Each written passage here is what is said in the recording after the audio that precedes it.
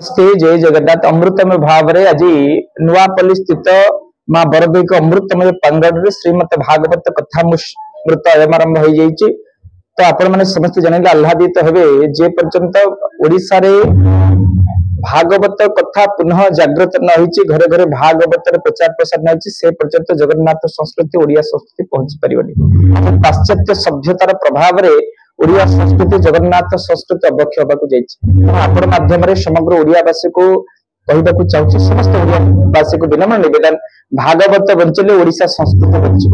तेणु ये आधार में भागवत कथा केवल भुवनेश्वर नयापल्ली नुह ओडिशार प्रत्येक ग्राम रे प्रत्येक सहर में अमृतमय भागवत कथा महोत्सव आरंभ होबार आवश्यकता अच्छी। जो भागवत परम शास्त्र भागवत अभ्यास करुवा परम शास्त्र को अभ्यास करी अनेक अनेक लोक ये कलिजुगर उद्धार पाई। तेणु आपण विनम्र निवेदन भागवत को समस्त केवल समाज आपण मैंने भल हेले मो भल हेले समाज भल हेनी आम समस्ते भल हेले तेणु जगन्नाथ संस्कृति ओडिया संस्कृति जागृत हम। तेणु आपण माध्यम पुनः ओडियावासी को समस्त ओडिया जाति को विनम्र निवेदन भागवत बंचिले ओडिशा बंचिब। जय जगन्नाथ।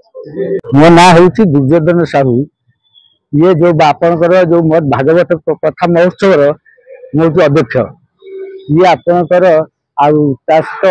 जगन्नाथ पाठशाला विकास परिषद सर्वभारतीय सभापति। ये आपणकर आज आरंभ 18 तारिख बाबा अमृतानंद महाराज से प्रवचन देवे। तेणु जगन्नाथ जो चतुर्धामूर्ति बस ठीक भाव पूजा आग हम माने महाकाली महासरस्वती महालक्ष्मी पूजा हो सारे अष्टादश मातृवरण आपणकर श्राद्ध उत्सर्ग जिते प्रकार अच्छी सब जाक हम।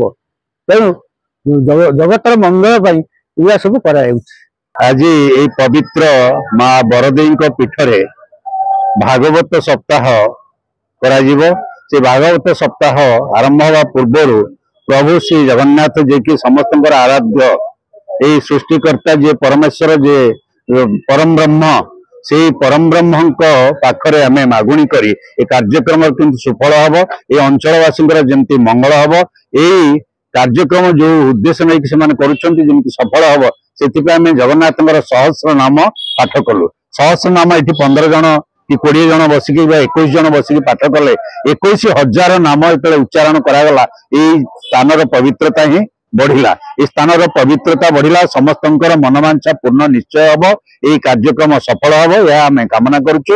यही उद्देश्य आम जगन्नाथ सहस्रनाम पाठ कलु।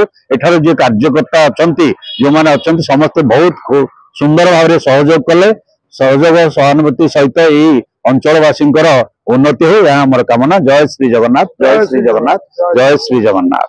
शरद विश्वास आज एक पवित्र दिन प्रतिवर्ष पर ए वर्ष आज जो भागवत कथा महोत्सव आरंभ हो सारी।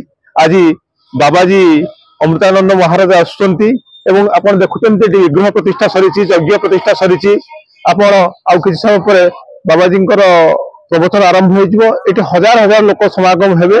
एक परिवेश गोटे आनंदमय परिवेश गोटे मुखरित हो समग्र परिवेश भक्ति।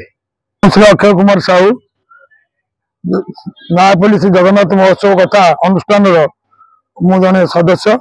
आज आमर प्रारंभ दिवस आज 18 शनिवार 18/1/2025 रु आरंभ दिवस शनिवार रे प्रथम आमर कलश स्थापन कलश यात्रा कलश स्थापन करागला। बर्तमान आमर ठाकुर होम यज्ञ जो नीतिकांति हवा कथा से संपन्न होला। एबे आमर महाराज आसबे पुरी जगन्नाथ आज्ञामाल आसी पहुंचला पर बर्तमान आमर प्रवचन कार्य आरंभ हो। आज 18 तारिख रु 24 तारिख आगे भागवत सप्ताह चलो।